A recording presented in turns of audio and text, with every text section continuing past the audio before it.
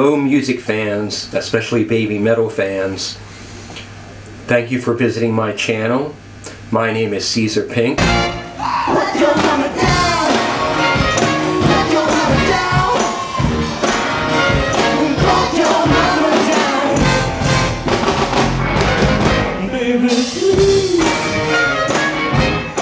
Today I'm going to review a Babymetal concert.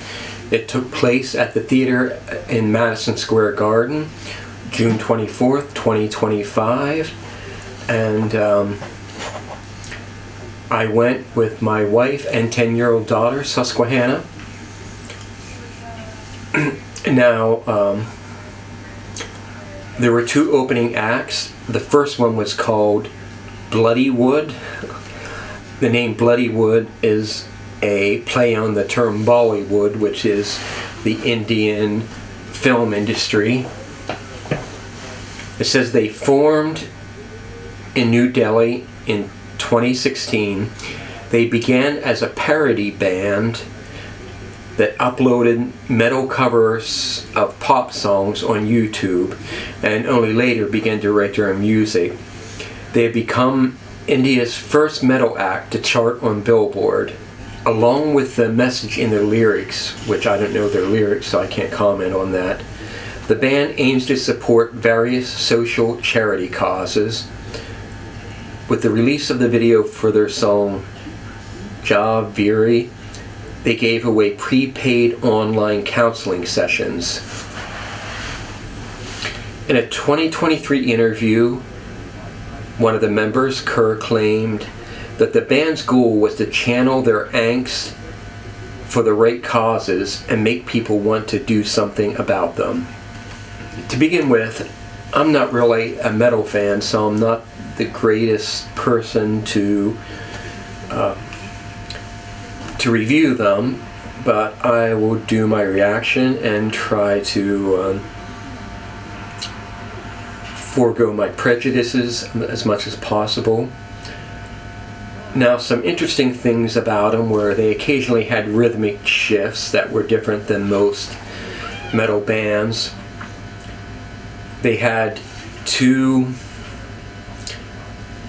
vocalists, screamers, chanters, whatever you want to call them. They had a drummer, a live drummer. They had a bass player and a guitar player. But a lot of the music actually came from backing tracks. There were a lot of electronic rhythms and other things that came from backing tracks.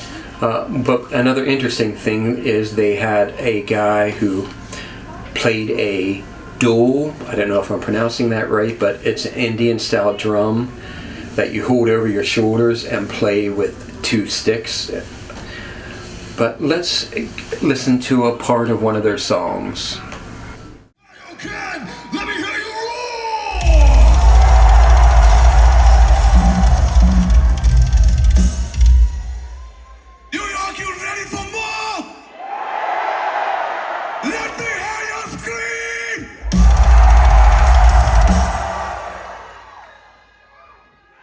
Violence.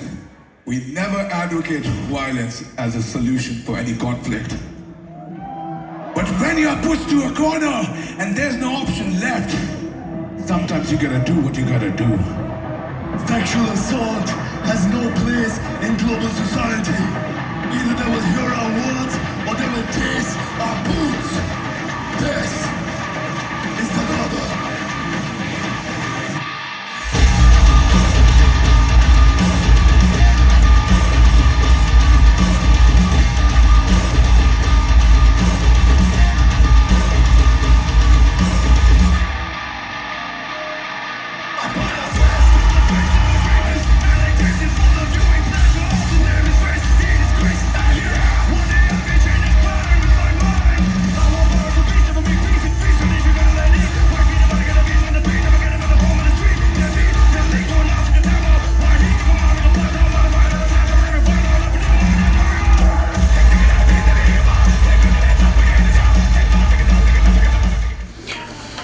As you could hear in that clip, there were some good examples of the dynamic shifts they made in the music.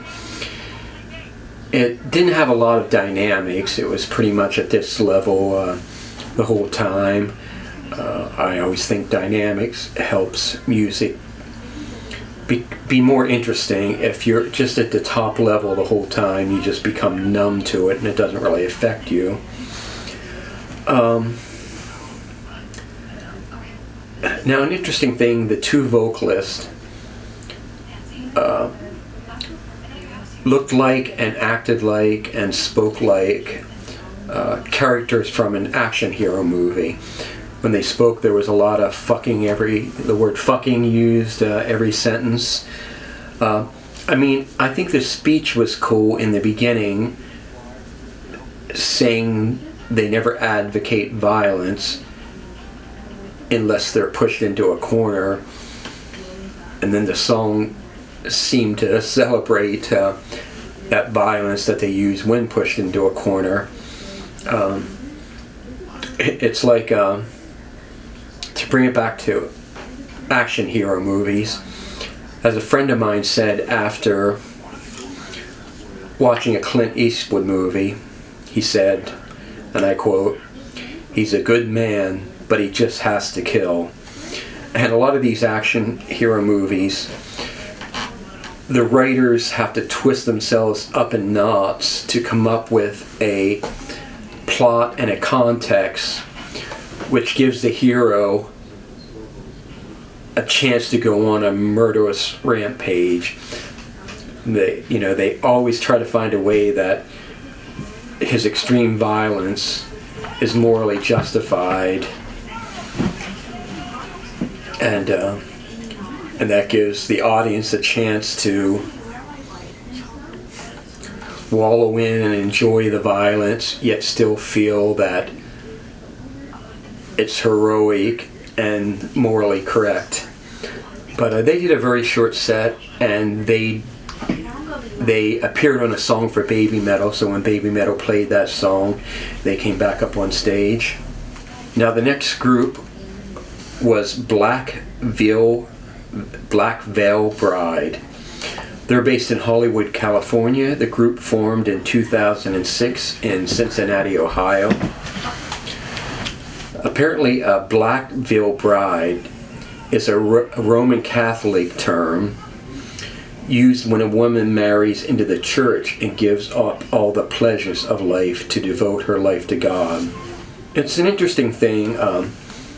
There was a time in the 80s where heavy metal groups were often accused of being devil worshippers or Satan worshippers or whatever. It always occurred to me that if somebody's a devil worshipper, Satan worshipper, that means their fundamental beliefs in reality are Christian based. So anybody who engages in that sort of anti-Christian thing believes in the Christian theology and reality at heart. And you see that also in horror movies, often the horror movie will be based on an occult idea that is structured by the Christian view of reality. But about the band, as far as I could hear, there were no backing tracks. It was a mix of traditional 80s metal and some 90s thrash metal, and with kind of a heavy touch of goth, a little bit of The Cure. Overall, it was more melodic than Bollywood. The singer often switched between melodic singing and the guttural devil wolf voice that you often hear in metal now. The guitar solos were all in a traditional 80s style, just kind of running up and down the neck without any slow or short notes to savor. Like Bollywood, the singer said fuck every other word. The last song of the night of their set had heavy use of 80s synths. It was kind of cheesy. But for both of these bands, the audience loved them. they definitely had their fans, and I've been to Babymetal concerts before, and the audiences were a lot more diverse. This show had much more of an metal crowd, and I think that was probably because of the inclusion of these two opening acts. But let's give them a listen. There was one thing funny about it. When he wasn't singing, when he was speaking between songs, the singer sounded like an FM radio host broadcasting from a used car lot or something. But let's give it a listen.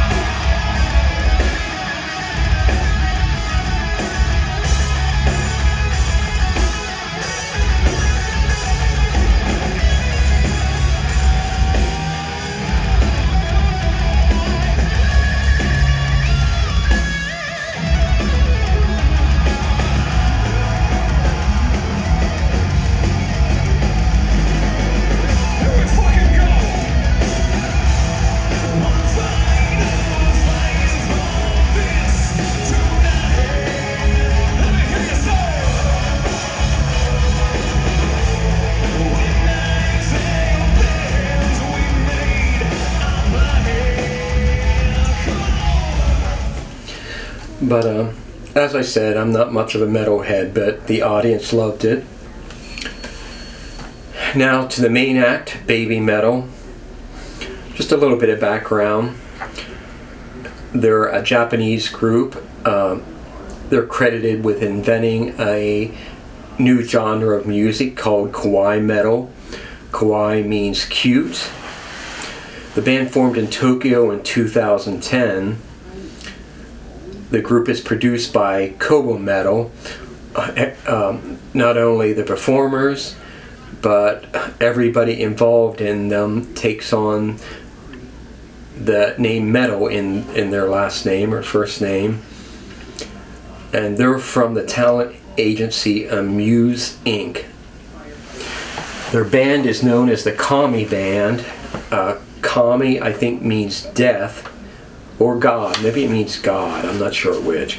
Because the band all call themselves like God of bass, God of guitar. But their music, I first became aware of them from their song Gimmie Chocolate. And when I first heard it, I was kind of confused and dumbfounded. I thought it was funny, and I kept going back to it and watching it. I must have watched it every morning for a couple months. It just made me start the day happy, and soon I began to think it was genius. I'm not a fan of J-pop or heavy metal, but put them together and I absolutely love it. So Babymetal concerts always start with a kind of historical video that tells the mythology of the background of Babymetal, where they became. They're kind of like superhero characters within this mythology. So let's watch the opening of the show.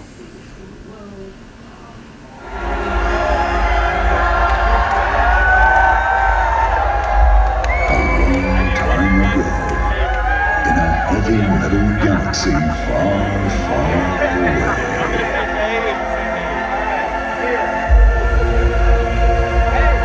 After 15 years, together with the fellow metal heroes they met during their journey through the metal resistance, they will usher in a new era of heavy metal.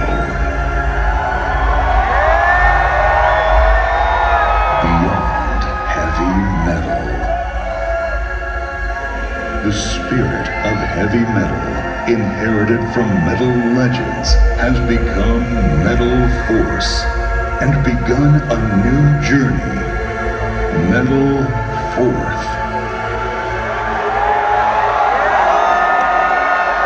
Whether this encounter was by coincidence or by fate, there's no way anyone would know. Only the Fox God knows. Are you ready to head down? Now is the time for the Metal Fourth with Babymetal.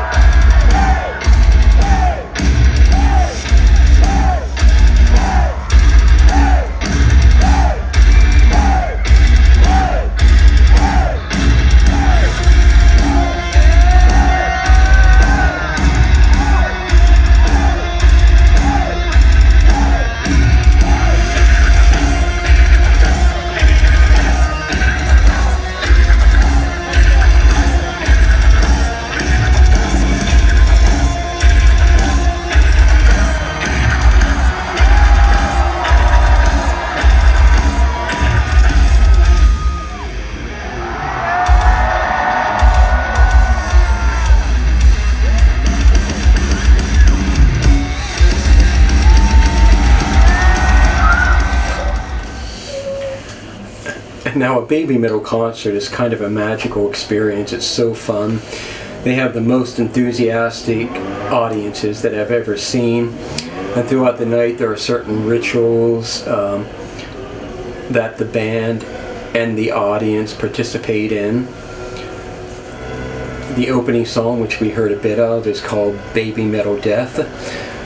Now, when they used to perform this in Japan, I don't think they ever did this in the United States, but during the song, which is mostly instrumental, except the occasional chant of Babymetal Death, but during the song, they would carry a big cross onto the stage, and they would crucify the lead singer onto the cross, and I think she would also have a neck brace on, which was kind of their little joke about headbanging.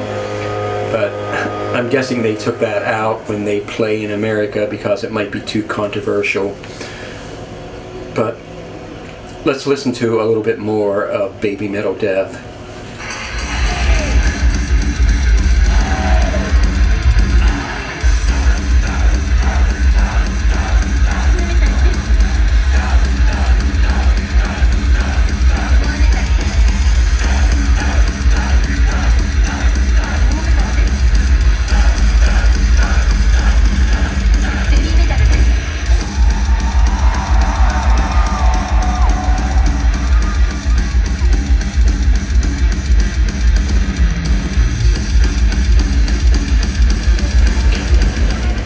Now, when they come on stage, it seems like maybe seeing cartoon characters come to life, or superheroes. They always wear these amazing costumes. Now, the next song is, I think it's called Megisune.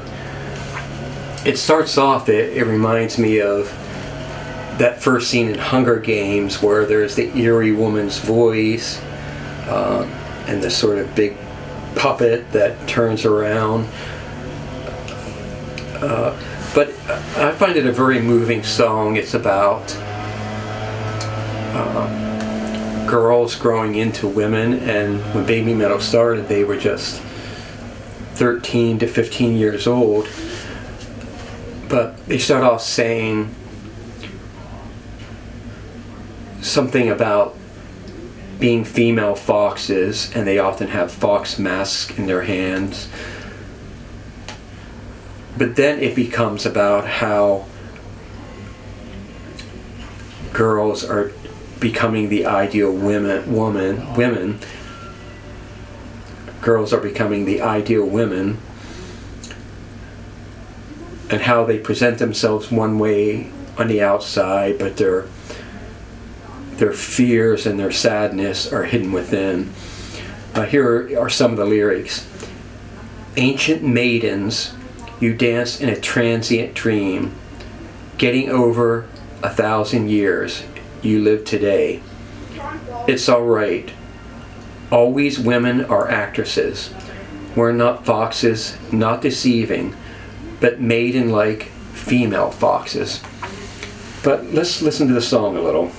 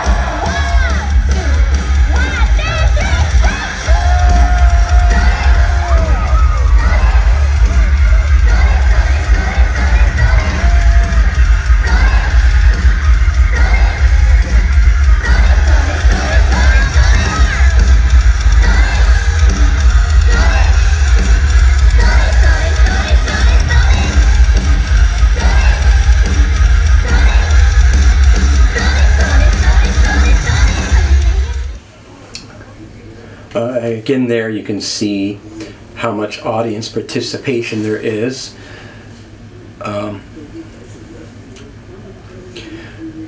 The singers are Sumetal on lead vocals, Metal on backing vocals, and Metal on backing vocals. Metal replaced Yuimetal, the original in the group. She's much beloved by the fans. I heard one call her the cutest human being that ever existed, but it's hard to find out what happened to her, but apparently she had health problems, read that she collapsed on stage, and when she had to drop out of the tour, they waited for her, went on as 2 for a while. But with just 2 of them, some of the magic seemed to be gone. There's, 3's a magic number, and it's, it has a visual impact when you see it. And eventually, when she wasn't able to come back, they replaced her. And Momo Metal is great too. Now the next song is PaPaYa.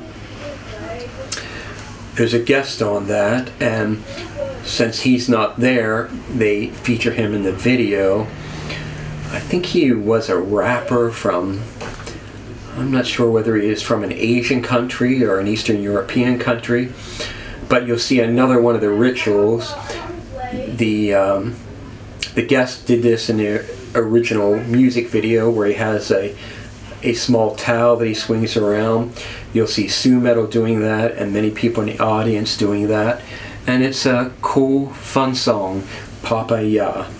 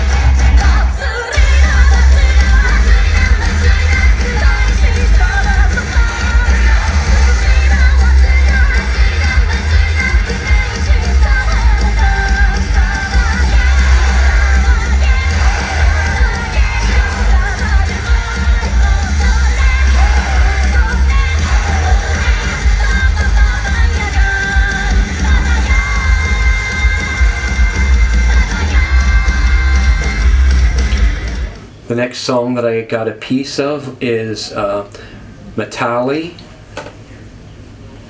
and the first half of this video features solos of the band, and I think it's great. They're a great band, incredible musicians, and they each take a solo in here. When the song comes in, it has an Indian style. Tom Morello from Rage Against the Machine played on the original track and in the original music video for him. And like the previous song, although we didn't see the original guest on the video, he was there in a later part of the song.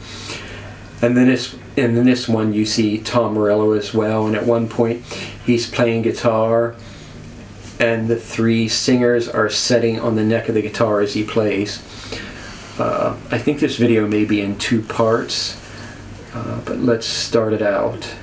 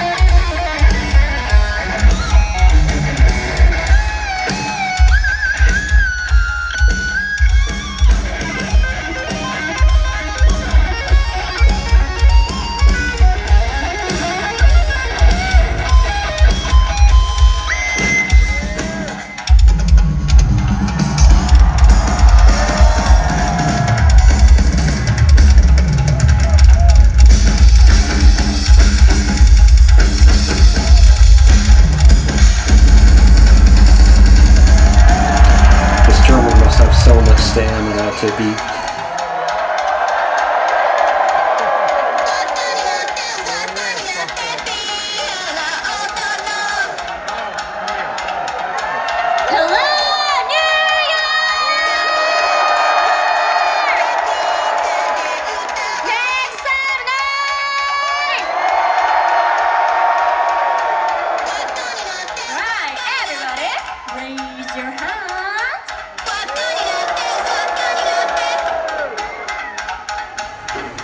end the part 2 of the video.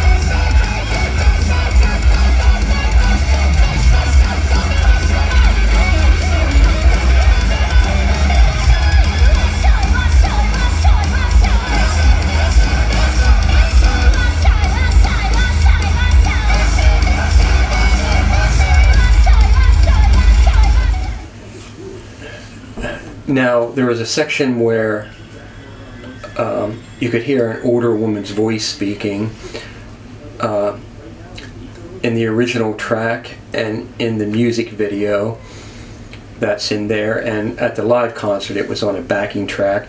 But I really like that Momo Metal does, I'm not sure whether it's an Indian style dance or a Japanese style dance there, but it's a really nice section. And I didn't catch it on video, but Sumetal gets everybody to hop up and down. As you can see, it's a very energetic crowd. Now, later in the show, they have a second video which talks about their mythology. And this video talks about a story that is in this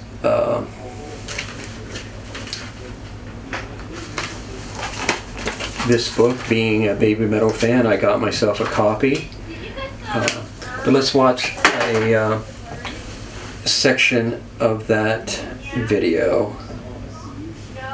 Friendly journey to Mount Fuji to see the rising sun.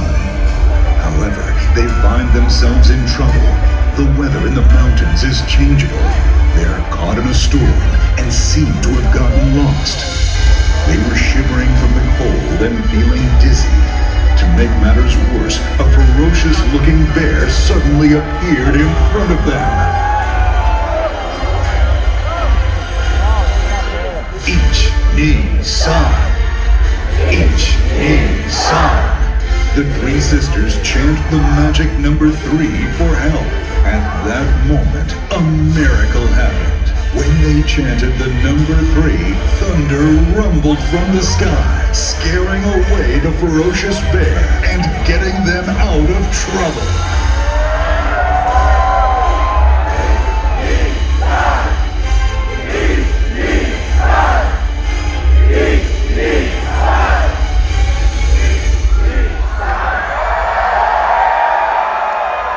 You can hear the audience knows all the cues. They can chant along with things. It's very fun. Now, for the end of their set before the encore, they did Gimmie Chocolate, which is their biggest hit, at least in the Western world. And it's really the song that broke them worldwide. People just couldn't believe the video. It was so different than anything seen before. And a little more background about Babymetal. They were in the public eye before they were in Babymetal. They were part of, they call it the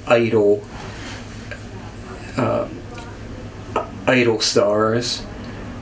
And that's very kind of corporately controlled pop stars.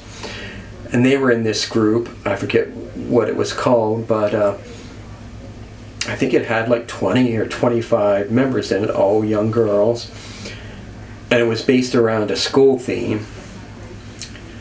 So the grade school age ones, they would have their own musical collaborations. And then when they were too old for not grade school, middle school, they would graduate to high school and then be in different groups. And within that, the musical groups were based around what could be after-school clubs or groups. So there could be a science club group, a tennis club group, and Babymetal came out of something called the heavy music group.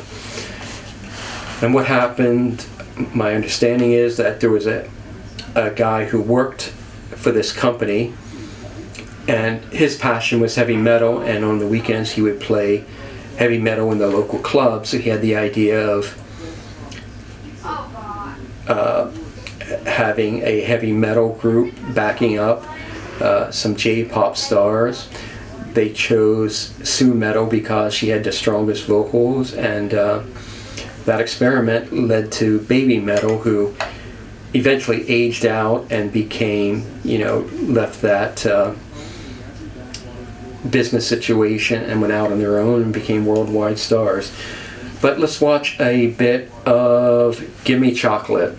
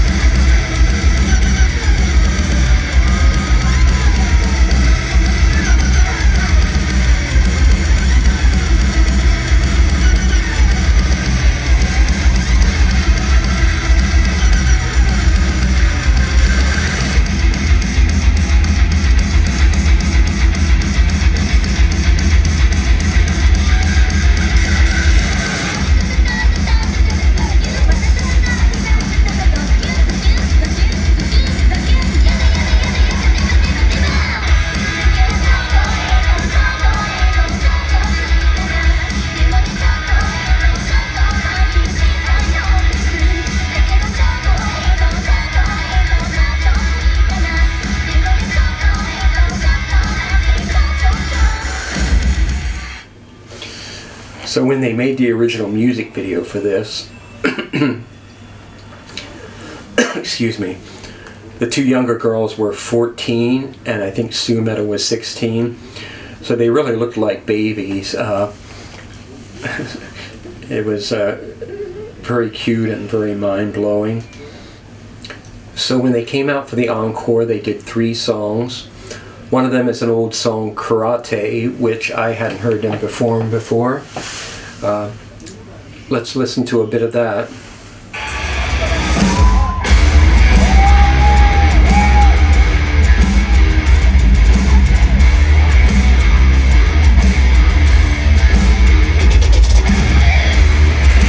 This one has some nice, strong guitar riffs, very melodic.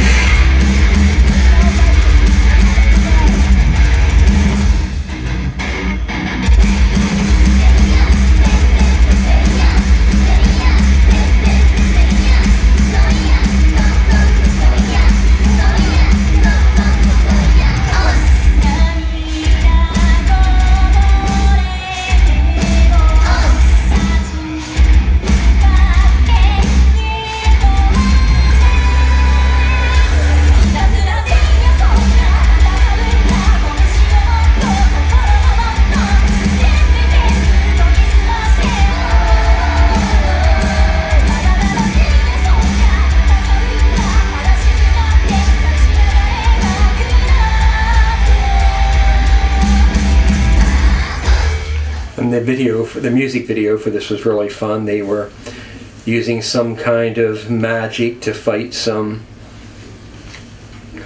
demons or something. And here's a favorite part of my show where Sue gets everyone to hold up their cameras while she's singing a melody line.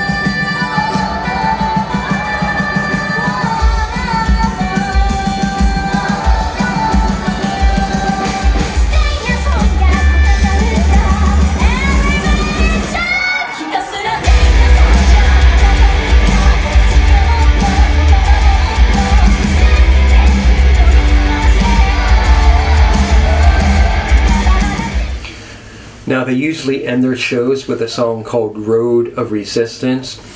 It's very, very theatrical and very ritual-like. For that song, I moved to the middle and the rear of the pit.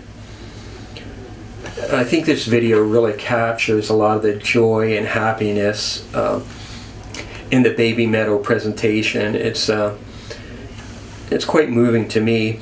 Now, another thing about this song, Sue will come out and part the audience for what metal people call a wall of death, where all the people in the pit rush to each other and then create a mosh pit, or in this case, they just became a circle, people running in a circle.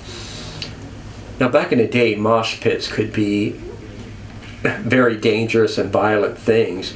I was standing just behind it, and I'd crawled up onto a cement level a couple feet up, so I was right by it. And what I kept thinking, this is the most gentlemanly mosh pit I've ever seen. Even though it was very raucous and energetic, I didn't really see any violence, and people seemed to be respecting each other. It was really funny and nice both. But I think I captured the whole song of this, so it's their final song of the night, and it's almost 9 minutes long, but I hope you enjoy it.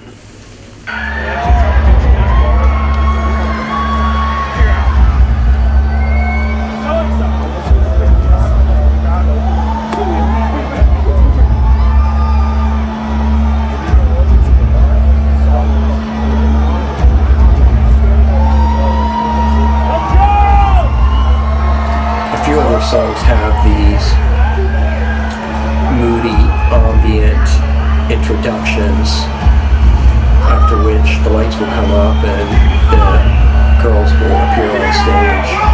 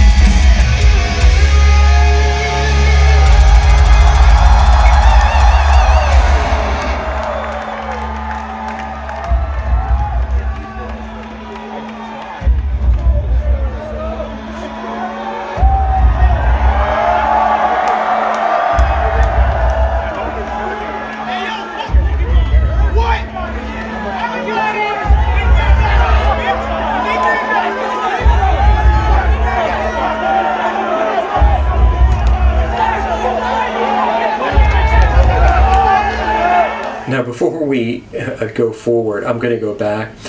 Now, you might not have caught it, but I caught Metal in sort of a silly moment when she thought she was in the dark. You can see she's back there to the right side. She must be talking to Momo or somebody, and she's kind of laughing and moves her arms up and down in a funny way. Let me back it up just a little, and I'll try to highlight that.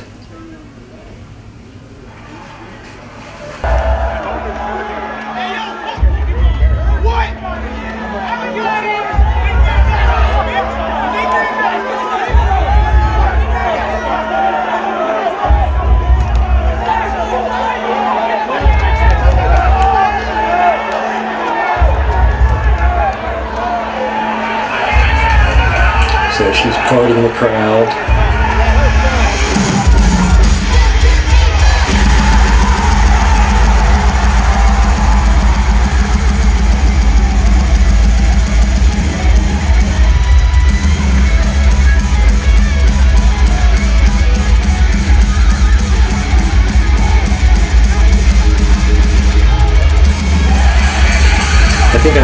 might have accidentally put my fingers over the microphone on the camera because the sound gets muffled for a few moments.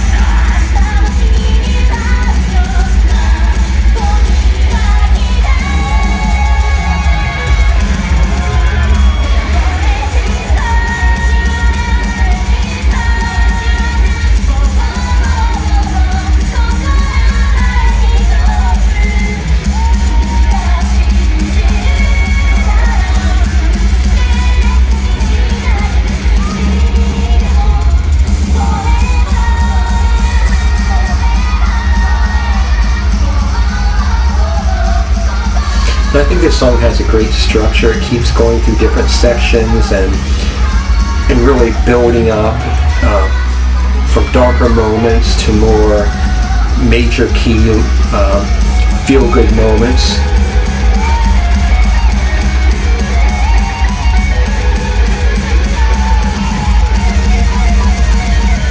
If you can't tell, they're supposed to be riding on a horseback in that section.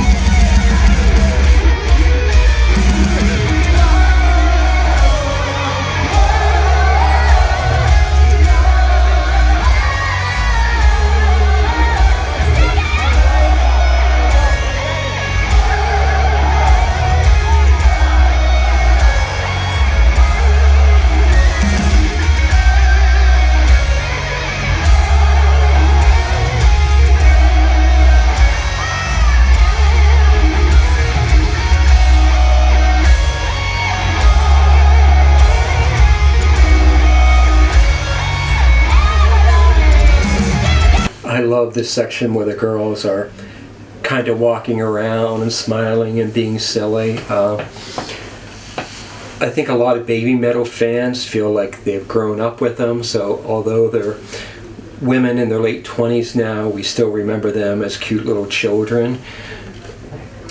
So that stuff, seeing them play around and smile, makes me feel very happy inside.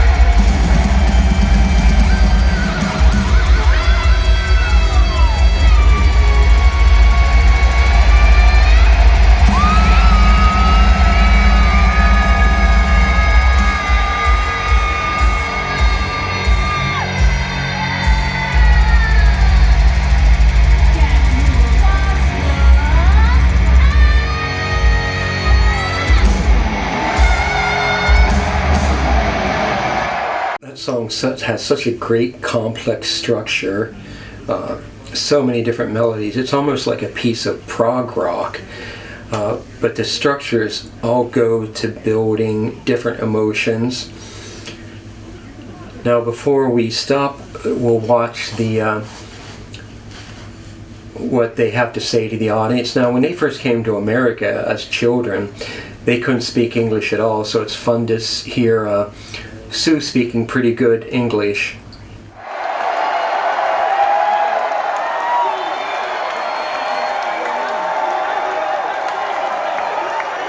Wow, it's an amazing night! We're so happy to have Rockville Glass and Bloodywood on tour with us.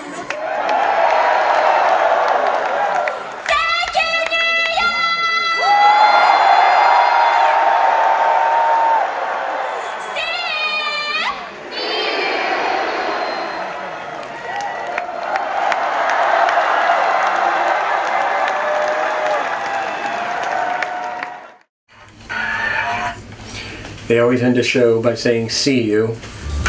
But anyways, it was such a fun night, such a great show. Please, I'd love to hear your thoughts in the comments below. If you have any other music you think I should check out, put that in the comments. Please like and subscribe or support Arete Living Arts if you can, and hope to see you soon.